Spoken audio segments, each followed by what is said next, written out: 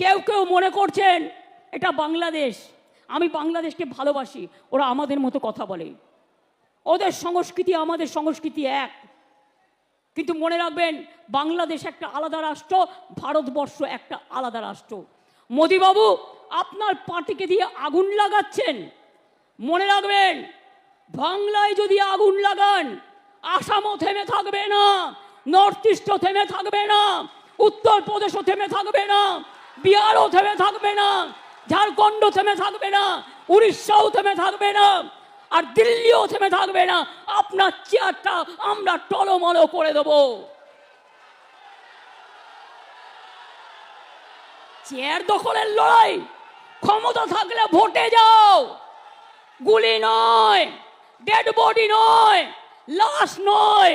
ক্ষমতা তোমাদের হাতে, কেন করছো না ফাঁসির জন্য? যে এইসব ধর্ষণ করলে